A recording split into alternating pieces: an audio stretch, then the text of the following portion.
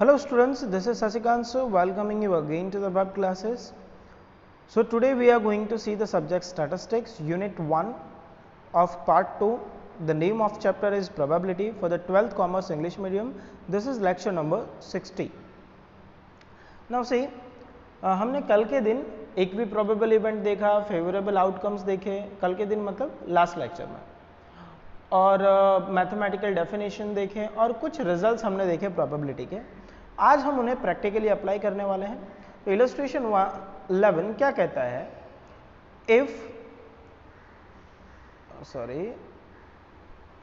If two balanced coin are tossed then find the probability of one getting one head and one tail. One head and one tail, हमें probability find करनी एक head और tell की, getting at least one head. तो सबसे पहले तो ये पता करो कि क्या कर रहे हैं हम यहाँ पर. तो यहाँ पर आप देखो तो दो कॉइन टॉस किए जा रहे हैं. तो दो कॉइन अगर आप एक साथ टॉस करोगे तो हो सकता है दोनों कॉइन पर हेड आए एच एच, हो सकता है पहले कॉइन पर हेड और दूसरे कॉइन पर टेल, हो सकता है पहले पर टेल या दूसरे पर हेड, या हो सकता है दोनों कॉइन पर टेल हो. तो इन चार के अलावा आपके पास दूसरा कोई रिजल्ट आता नहीं है.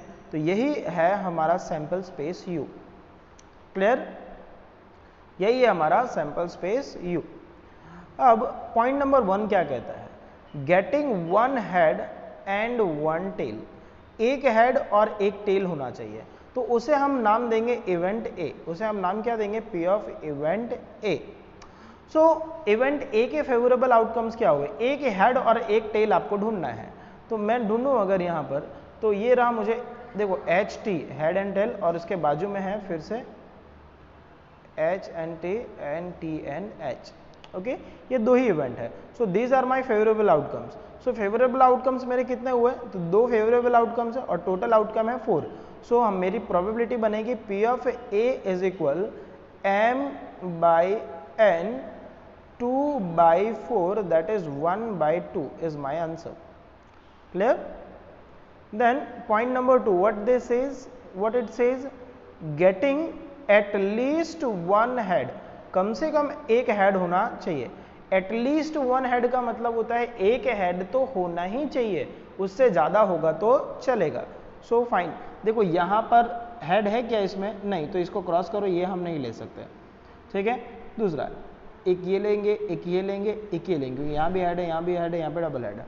सो हमारा फेवरेबल आउटकम कितने हुए, 3, और हमारी टोटल आउटकम 4. तो हमारा आंसर आया 3/4, और इसको नाम देंगे इवेंट बी. देखो नाम अपने हिसाब से देना है, इवेंट ए, बी, सी. ठीक है. So P of B would be are 3/4.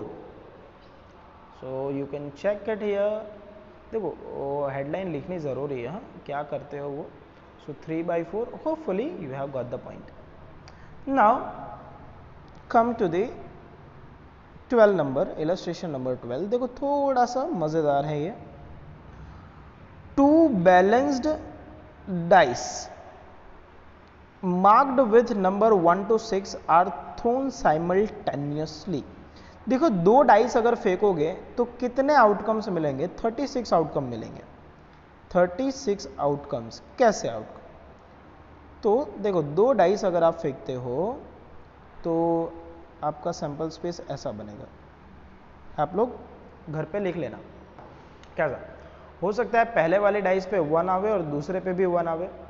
पहले पे 1, दूसरे पे 2, पहले पे 1, दूसरे पे 3, पहले पे 1, दूसरे पे 4, पहले पे 1, दूसरे पे 5, और पहले पर 1 और दूसरे पर 6. इस तरह से बन सकता है. या फिर ऐसा हो सकता है पहले वाले पे 2 आवे, दूसरे पे 1 हो, दूसरे पे भी 2 और पहले पे भी 2, पहले पे 2, दूसरे पे 3, इस तरह से सो ऑन. तो इस तरह से 1 के 6, 2 से 6 एलिमेंट्स, 3 से 6 एलिमेंट, इस तरह से 6 × 6. ठीक है. तो फाइनली हमारे आउटकम कितने हो जाते हैं, पहले डाइस पे 6 आउटकम, दूसरे डाइस पे 6 outcomes. So total if 2 dice are thrown together then total outcome would be 36. Clear है. सो ये वही है सैंपल स्पेस u, देखो यहाँ क्या लिखा हुआ है आई जे का मतलब है इनका वापस से मल्टीप्लिकेशन नहीं, मतलब पैर बनेगा इनका, ठीक है। तो आपको इस तरह से सैंपल स्पेस लिखना नहीं है, मैंने जैसा सिखाया उस तरह से आपको 36 सैंपल स्पेस लिखने हैं, 36 एलिमेंट वाला सैंपल स्पेस लिखना है। Number 1, sum of numbers on both the dice is 7, कि दोनों डाइज का अगर हम टोटल करें तो उसका टोटल 7 आना चाहिए। तो 7 आने के लिए हमारे पास कौन कौन से आउटकम है, तो हमारे पास आउटकम को देखिए 1 and 6 7, 2 and 5 7, 3 and 4 7, 4 and 3 7, 5 and 2 7 and 6 and 1 7.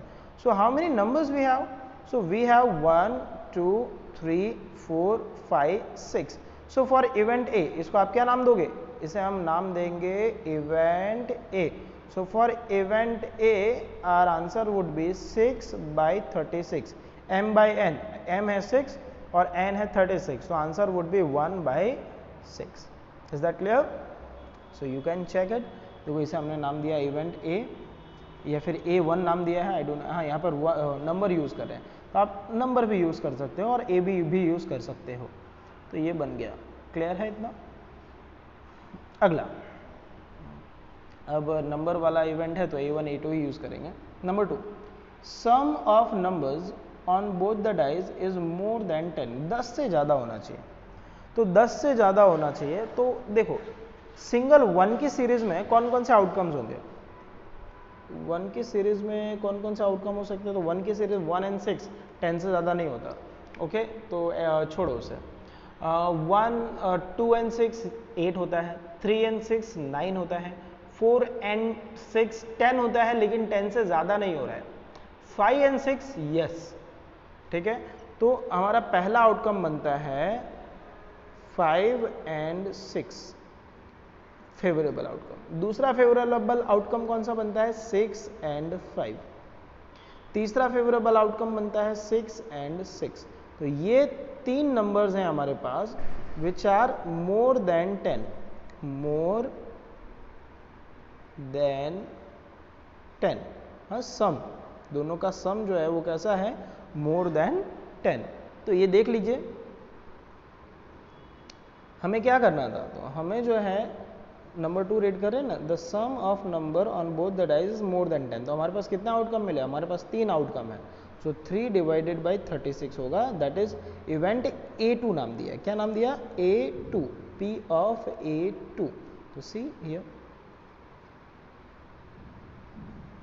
Name A2, P of A2 is equal m by n, 36 3 by 36 1 by 12, clear. Now next, sum of number on both the dice is at the most 4,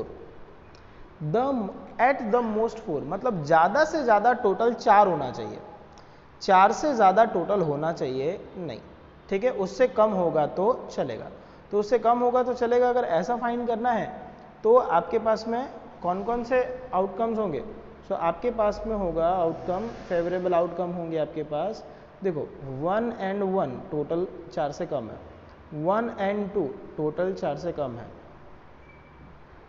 4 या 4 से कम है, 1 and 3 total है 4, बस इससे ज़्यादा हम आगे नहीं जा सकते। अब 2 की सीरीज़ में कौन कौन से होंगे, सो 2 and 1 टोटल 4 से कम है, 2 and 2 टोटल 4 ही है। नाउ 3 के सीरीज़ में कौन कौन से होंगे, सो 3 and 1, ठीक है। 4 की सीरीज़ में एक भी नहीं होगा क्योंकि 4 and 1 हो जाता है 5। तो हमारे पास इतने ही आउटकम होंगे। कितने आउटकम हुए काउंट कर लेते हैं, तो काउंट करें अगर, सो 1 2 3 4 5 6, सो 6 by 36। सो हमारा आंसर आ जाएगा इवेंट A3 के लिए, ये रहा इवेंट A3 के outcomes, P of A3 is equal m by n, 6 by 36, 1 by 6. So hopefully you are getting it. Now 4th number, both the dice show the same numbers. Same number कौन कौन से show कर रहे हैं, तो 1 1 2 2 3 3 4 4 5 5 6 6, बस। तो हमारे पास 6 आउटकम्स हैं जो सेम नंबर शो करते हैं, तो ये भी सेम 6/36, ये होगा event A4, event A4, event A4 6/36, answer 1/6. And the last one of this question, sum of number on both the dice is 1. दोनों ही डाइस का टोटल 1 होना चाहिए, तो ऐसा एक भी आउटकम हमारे पास नहीं है क्योंकि 1 का टोटल होता है 2. So that is impossible event, ये होगा 5. क्या impossible event? Event A5 is impossible event. 6 number, sum of number on both the dice is 12 और लेस, 12 या उससे कम. तो 12 या उससे कम का मतलब क्या हुआ? तो टोटल 12 होगा तो भी चलेगा और उससे कम होगा तो भी चलेगा. तो देखो टोटल 12, तो अगर आप सारे ही डिजिट का टोटल करके देखो ना, तो लास्ट में महंगे में बड़े में बड़ा डिजिट कौन सा है? 6 and 6. 6 and 6 होता है 12, मतलब सारे के सारे कवर हो गए, all the 36. So 36/36, answer is 1. So that is certain event. Number 6 is certain event and A5 is impossible event. So check it out.